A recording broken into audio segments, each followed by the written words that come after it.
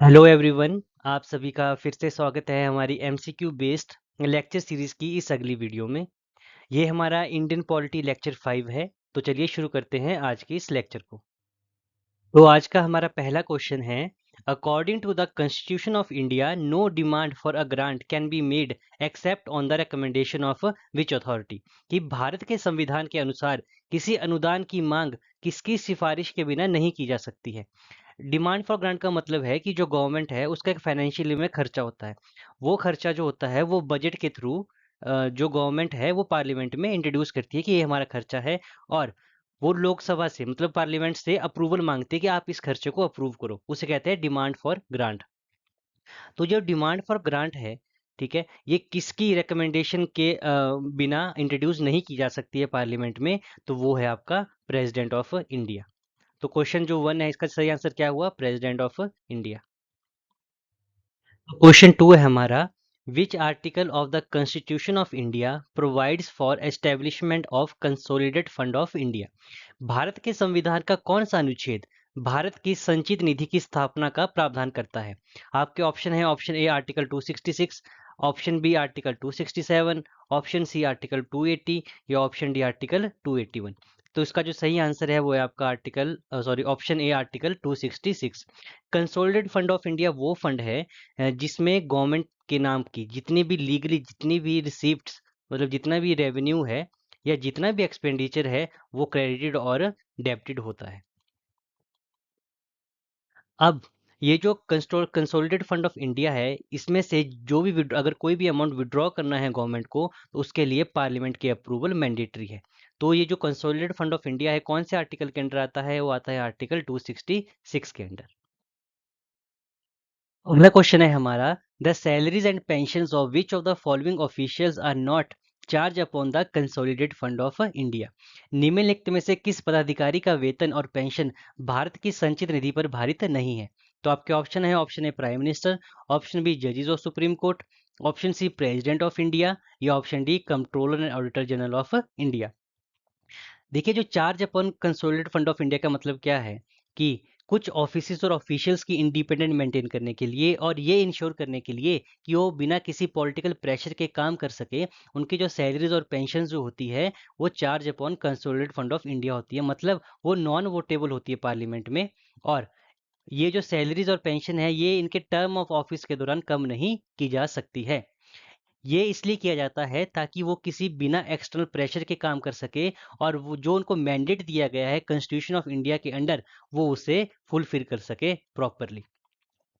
तो इसमें जो ये कैटेगरी है वो कौन कौन से ऑफिसर ऑफिशियल्स है जो उसके अंडर आते हैं, वो है आपके जजेस of supreme court, president of India, controller and auditor general of India, governors of the state, speaker and deputy speaker of the Lok Sabha, chairperson and deputy chairperson of the Rajya Sabha, etcetera.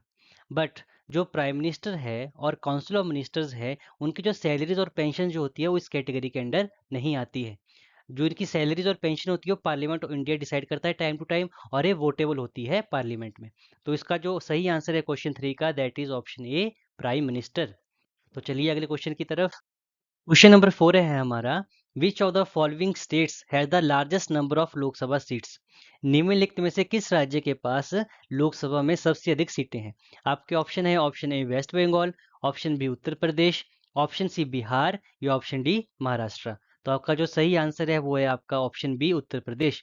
Uttar Pradesh के पास 80 लोकसभा सीट्स हैं, और ये सबसे ज्यादा लोकसभा सीट इसी के पास है। उसके बाद आपका महाराष्ट्र है, महाराष्ट्र के पास 48 लोकसभा सीट्स हैं, वेस्ट बंगाल के पास 42 और बिहार के पास 40। तो जो क्वेश्चन 4 है उसका जो सही आंसर है that is option B Uttar प्रदेश। अगला क्वेश्चन है हमारा, who among the following was the first Lok Sabha speaker of India. निम्नलिखित में से भारत के प्रथम लोकसभा अध्यक्ष कौन थे?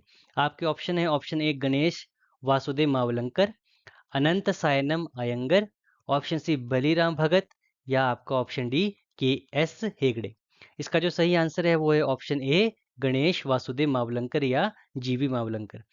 भारत की आज़ादी के बाद जो पहले जनरल इलेक्शन हुए थे, तो हमारे लोकसभा के मतलब लोअर हाउस के जो पहले अध्यक्ष रहे थे, स्पीकर रहे थे लोकसभा के, वो थे आपके जीवी मावलंकर। इन और इनकी टर्म थी आपकी 1952 से 1956 तक। ठीक है जी। क्वेश्चन नंबर 6 है, under which of the following articles can the speaker allow a member of parliament to speak in their mother tongue? निम्नलिखित में से किस अनुच्छेद के अंतर्गत लोकसभा अध्यक्ष किसी सांसद को अपनी मातृभाषा में बोलने की अनुमति दे सकते हैं? आपके ऑप्शन है, option A article 118, option B article 120, option C article 123 या ऑप्शन डी आर्टिकल 130। जो एज पर कॉन्स्टिट्यूशन जो नॉर्मल प्रोसीडिंग है पार्लियामेंट के हाउसेस की, वो या तो हिंदी में होनी चाहिए या इंग्लिश में होनी चाहिए। बट अगर जो प्रिजाइडिंग ऑफिसर है इन दोनों हाउसेस के, ठीक है, जो लोकसभा के मामले में स्पीकर है और राज्यसभा के मामले में आपके चेयरपर्सन है, अगर उन्हें लगता है कि कोई मेंबर ऑफ पार्लियामेंट अपने व्यूज को या स्पीच को प्रॉपरली हाउस के आगे प्रेजेंट नहीं कर पा रहा है, then article 120 speaker has the power to allow that person या allow that member of parliament to speak in their mother tongue. तो आर्टिकल 120 के अंडर जो प्रिजाइडिंग ऑफिसर है वो अलाउ कर सकते हैं उस एमपी को कि वो अपनी मातृभाषा में बात करे। तो इसका जो सही आंसर है that is option B article 120। Question number 7 है, the CAG controller and auditor general of India acts as the guide and philosopher of which of the following committees? नियंत्रक एवं महालेखा प्रशिक्षक निम्नलिखित में से किस समिति के मार्गदर्शक और दार्शनिक के रूप में कार्य करता है? आपके ऑप्शन है, option A estimate committee, option B public account committees, option C committee on public undertakings या ऑप्शन डी रूल्स कमेटीज। तो इसका जो सही आंसर है that is option B public account committee. जो पब्लिक अकाउंट कमेटी है उसका सिंपल काम क्या है कि वो ये चेक करता है कि जो मनी अप्रूव हुई है पार्लियामेंट की तरफ से to the government of India, ठीक है, वो उसे लीगली और उसी स्कोप में यूटिलाइज कर रहे हैं जिस स्कोप के अंडर उसे अप्रूव की गई थी पार्लियामेंट की तरफ से। इसके अलावा जो कैग की ऑडिटिंग रिपोर्ट्स होती है, आपको पता है कि जो कैग है वो सेंट्रल और स्टेट गवर्नमेंट के जो अकाउंट्स हैं उन्हें ऑडिट करता है। उसकी जो रिपोर्ट्स होती है कैग उसे प्रेसिडेंट के पास सबमिट करता है और देन प्रेसिडेंट जो है वो प्रेजेंट करता है parliament, both house of the parliament के पास। तो जो इसकी ऑडिटिंग रिपोर्ट्स है वो भी पब्लिक अकाउंट कमेटी जो है स्क्रूटिनाइज करती है। तो जो ये काम है पब्लिक अकाउंट कमेटी का, वो करने में इसकी हेल्प कौन करता है as a guide and philosopher? That is CAG of India. जो पब्लिक अकाउंट कमेटी है आपकी वो फर्स्ट टाइम 1921 में बनी थी under the provision of government of India act 1919। 1919 का जो गवर्नमेंट ऑफ इंडिया एक्ट था उसके प्रोविजन के अंडर बनी थी। इसमें प्रेजेंट में अभी 22 मेंबर है। इसमें से आपके जो 15 है वो आपके लोकसभा से हैं और 7 जो है दैट इज फ्रॉम राज्यसभा। इसके अलावा जो एस्टिमेट कमेटी है ये आपकी लोकसभा में ही कंस्टिट्यूट की जाती है, ठीक है, इसके जितने भी मेंबर्स होते हैं वो लोकसभा से ही होते हैं। ये फर्स्ट टाइम 1950 में बनी थी under the recommendation of John Mathai committee. इसके अलावा जो committee of on public undertaking है ये 1964 में फर्स्ट टाइम बनी थी ऑन द रिकमेंडेशन ऑफ के मैनन कमेटी। तो ये जो 3 कमेटीज हैं, ठीक है, इनके बारे में इनकी फॉर्मेशन कब हुई थी, किसके प्रोविजंस के अंडर या रिकमेंडेशन के अंडर हुई थी, इसमें कितने मेंबर्स हैं वगैरह वगैरह, ये आप ध्यान से पढ़ना क्योंकि इसमें से बहुत प्रीवियसली काफ़ी क्वेश्चंस पूछे गए हैं और काफ़ी स्कोप है, पोटेंशियल है कि इसमें से फिर से क्वेश्चन पूछे जा सकते हैं। अगला क्वेश्चन है हमारा कि विच article of Indian constitution provides for the establishment of supreme court? भारतीय संविधान का कौन सा अनुच्छेद सर्वोच्च न्यायालय की स्थापना का प्रावधान करता है? आपके ऑप्शन है, option A article 143, option B article 129, option C article 124, ये ऑप्शन डी आर्टिकल 132। तो आपका जो सही आंसर है that is option C article 124। Article 124 कहता है कि there should be a supreme court of India with the Chief Justice of India and the other number of Supreme Court judges as provided by Parliament time to time। ठीक है, जो strength होती है supreme court of India की, मतलब कितने जजेस होंगे, वो आपकी पार्लियामेंट डिसाइड करती है। तो जो प्रोविजन जो इसका आंसर है क्वेश्चन नंबर 8 का that is article 124। Question number 9 है, which of the following was the minimum age for appointed as the जज ऑफ द सुप्रीम कोर्ट? निम्नलिखित में से सर्वोच्च न्यायालय के न्यायाधीश के रूप में नियुक्ति के लिए न्यूनतम आयु क्या निर्धारित की गई है? मतलब अगर किसी को सुप्रीम कोर्ट का जज बनना है तो उसके लिए मिनिमम एज क्या होनी चाहिए? तो आपके ऑप्शन है, option A 35 years, option B 40 years, option C 45 years या option D no minimum age prescribed. कोई न्यूनतम आयु निर्धारित नहीं की गई है। तो इसका जो सही आंसर है वो है आपका option D, no minimum age prescribed. जो कॉन्स्टिट्यूशन ऑफ इंडिया है उसने जज सुप्रीम कोर्ट के जज अपॉइंट होने के लिए मिनिमम एज है वो नहीं बताई है। उसमें सिर्फ एक प्रोविज़न है कि जो सुप्रीम कोर्ट का जज है उसकी एज 65 से नीचे होनी चाहिए, मतलब उसकी जो एज है 65 से कम होनी चाहिए। ठीक है, उससे ज़्यादा एज नहीं होनी चाहिए। तो जो कॉन्स्टिट्यूशन ऑफ इंडिया है उसने सुप्रीम कोर्ट के जज का टेन्योर नहीं मेंशन किया है, मतलब इसमें मिनिमम एज नहीं प्रिस्क्राइब की गई है। तो इसका जो सही आंसर है that is option D, no minimum age prescribed. तो क्वेश्चन नंबर 10 है, which of the following do not fall under the original jurisdiction of supreme court of India. निम्नलिखित में से कौन सा मामला भारत के सर्वोच्च न्यायालय के मूल अधिकार क्षेत्र के अंतर्गत नहीं आता है। तो आपके ऑप्शन है, option A dispute between the government of India and one और मोर स्टेट्स, भारत सरकार और एक या अधिक राज्यों के बीच विवाद। Option B dispute between two और मोर स्टेट्स, दो या अधिक राज्यों के बीच विवाद। Option C dispute between a state and a private citizen, किसी राज्य और एक निजी नागरिक के बीच विवाद।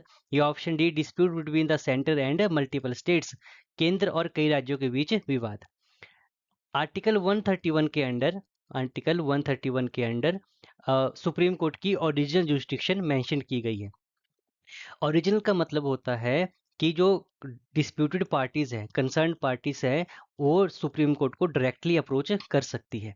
तो इसके अंडर कौन कौन से मैटर्स आते हैं, इसमें आता है अगर किसी केंद्र सरकार का किसी एक या एक से अधिक राज्यों के बीच डिस्प्यूट हो, अगर एक साइड को एक स्टेट है दूसरी साइड दूसरी स्टेट है, ठीक है, तो उनके बीच जो डिस्प्यूट होगा वो भी इसी के अंडर आएगा। बट अगर कोई प्राइवेट सिटीजन, कोई नागरिक अगर केंद्र सरकार या राज्य सरकार के ऊपर केस करता है तो वो इस जुरिडिक्शन के अंडर नहीं आता है सुप्रीम कोर्ट के। तो जो सही आंसर होगा that is option C. Question number 11 है, which of the following articles empowered the high court to issue writs for enforcement of fundamental rights. निम्नलिखित में से कौन सा अनुच्छेद उच्च न्यायालयों को मौलिक अधिकारों के परिवर्तन के लिए रिट जारी करने की शक्ति प्रदान करता है। तो आपके ऑप्शन है, option A article 226, option B article 227, option C article 228 या ऑप्शन डी आर्टिकल 229। देखिए, जैसे आर्टिकल 32 के अंडर सुप्रीम कोर्ट के पास पावर है कि वो फंडामेंटल राइट्स की प्रोटेक्शन के लिए सिटीजन्स की रिट्स जारी कर सकते हैं कुछ, ठीक है, जैसे मैंडामस हो गया, हैबियस कॉर्पस हो गया। तो सेम पावर हाई कोर्ट के पास, हाई कोर्ट को भी प्रोवाइड की गई है। तो जो हाई कोर्ट है वो आर्टिकल 226 के अंडर रिट्स इशू कर सकता है to protect the rights of citizen. तो इसका जो सही आंसर है that is option A. Question number 12 है, the concept of judicial activism originated and developed in which country. न्यायिक सक्रियता की अवधारणा का उद्भव और विकास किस देश में हुआ। तो आपके ऑप्शन है, option A India, option B United Kingdom, option C United State of America या ऑप्शन डी कनाडा। तो इसका जो सही आंसर है वो है आपका option C, United State of America. जो कंसेप्ट है जुडिशियल एक्टिविज्म का वो आपका अराउंड 1947 में इनिशिएट हुआ था यूएसए में। और ये जो टर्म है ये पहली बार कॉइंड की गई थी आर्थर श्लेजेंजर जूनियर द्वारा।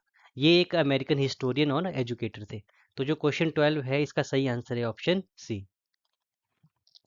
क्वेश्चन नंबर 13 है, which part of Indian constitution deals with government in states.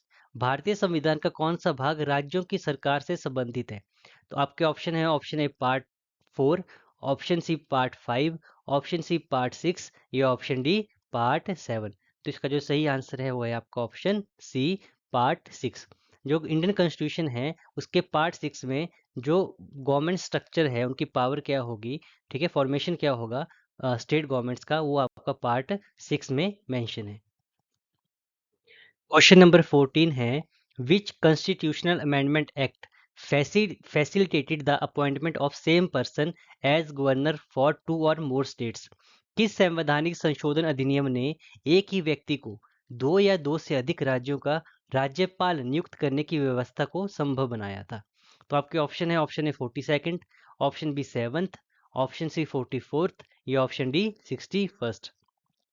जो आपका आर्टिकल 153 है ये ओरिजिनली स्टेट करता था कि there should be a governor in each state, मतलब हर एक स्टेट में एक गवर्नर होना चाहिए।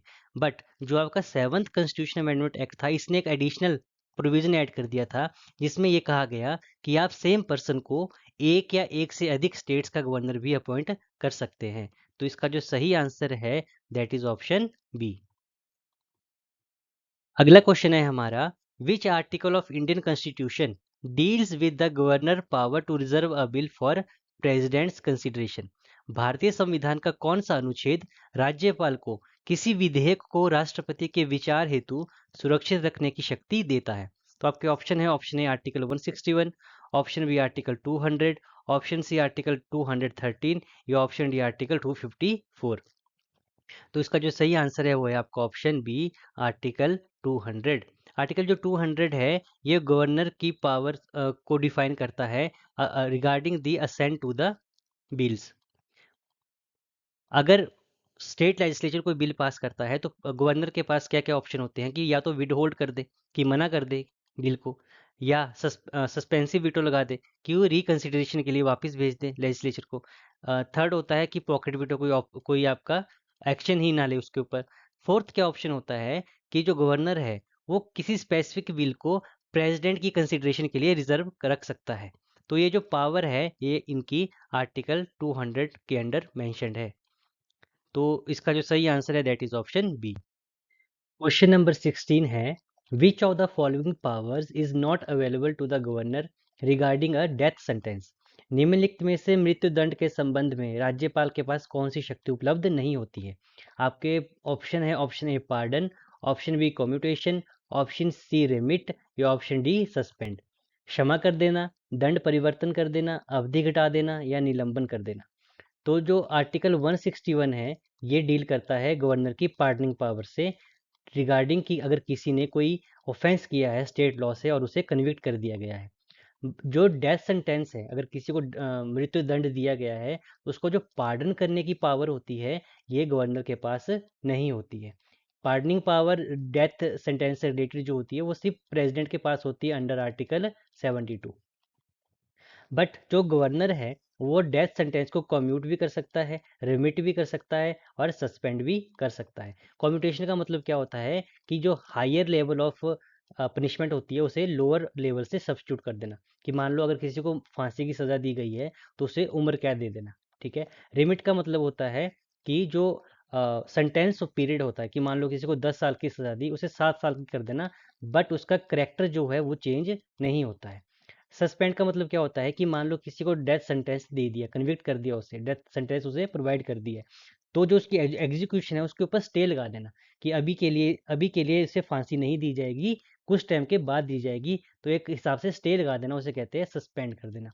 तो जो गवर्नर है वो कम्यूट कर सकता है, रिमिट कर सकता है, सस्पेंड कर सकता है डेथ सेंटेंस को, but pardoning power related to the death sentence is only available to the president of India. Question number 17 है, collective responsibility of council of ministers in the state is mentioned in which article of constitution of India. Bharat में मंत्री परिषद की सामूहिक जिम्मेदारी भारत के संविधान के किस अनुच्छेद में उल्लेखित है? तो आपके ऑप्शन है, option A article 163, option B article 164, option C article 166 या ऑप्शन डी आर्टिकल 167। तो इसका सही आंसर है ऑप्शन बी आर्टिकल 164। आर्टिकल 164 कहता है कि the council of ministers shall be responsible to the state legislative assembly for their policies and action, कि जो काउंसिल ऑफ मिनिस्टर होगी स्टेट में वो स्टेट लेजिस्लेटिव के लिए रिस्पॉन्सिबल होगी for their policies and actions. तो इसका जो सही आंसर है वो है आर्टिकल 164। क्वेश्चन नंबर 18 है, which of the following states do not have a by cameral legislative system. निम्नलिखित में से किस राज्य में द्विसदनीय विधानमंडल नहीं है? तो आपके ऑप्शन है, option A Karnataka, option B Uttar Pradesh, option C Himachal Pradesh या option D Maharashtra. Bicameral legislative system क्या होता है कि जिसमें आपके दो हाउसेस होते हैं, जैसे हमारे सेंट्रल लेवल पे लोकसभा राज्यसभा है, वैसे ही स्टेट्स में ऐसे स्टेट जिनके पास लेजिस्लेटिव काउंसिल और लेजिस्लेटिव असेंबली दोनों होती है। तो हमारे जो इंडिया है, भारत है, इसके सिर्फ 6 स्टेट्स ऐसे हैं जिनके पास बाई कैमरल लेजिस्लेटिव सिस्टम है।